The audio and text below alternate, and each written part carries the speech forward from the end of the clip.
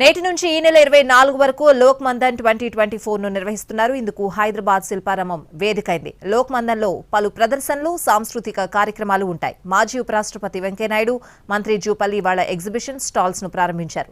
రేపు శిల్పారామంలో లోక్ మందన్ ను ప్రారంభిస్తారు రాష్ట్రపతి ద్రౌపది ముర్ము.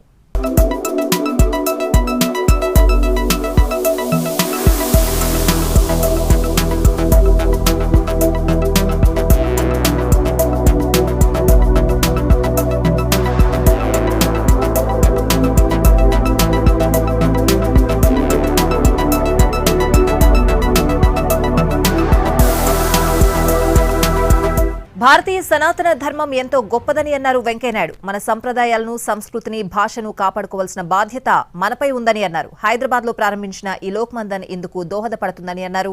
ఇప్పుడంతా జింగిరి బింగిరి సంగీతమే తప్ప వినసొంపైన సంగీతం రావడం లేదని విమర్శించారు వెంకయ్యనాయుడు. కోరుతూ ఉన్నాను, ఇప్పటికే అప్పటికే ఎంత తేడా ఉంది. అది ఎంత సంతోషంగా ఉండేది.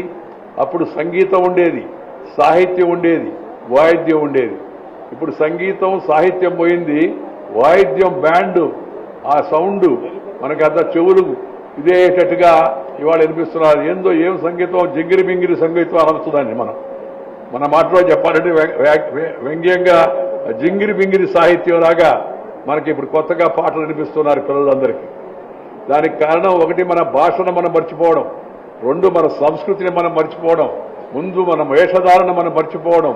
అందుకని ప్రతి ఒక్కరు కూడా మన తిరిగి మన సాంప్రదాయాలకి, మన యొక్క పెద్దలు చూపించిన ఆచారాలు, సదాచారాలకు, మంచి ఆచారాలకు తిరిగి మళ్ళవలసిన అవసరం ఎంతో ఉందని సందర్భంగా నేను మనవి చేస్తూ ఉన్నాను.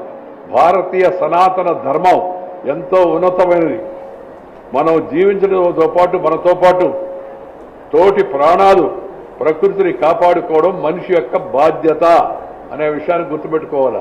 చీమకు చక్కెర పెట్టి, పాముకు పాలు పోసి, చెట్టుకు బొట్టు పెట్టి, పశువుకు దండం పెట్టే పవిత్రమైన జాతి మంది హిందూ ధర్మం మనది.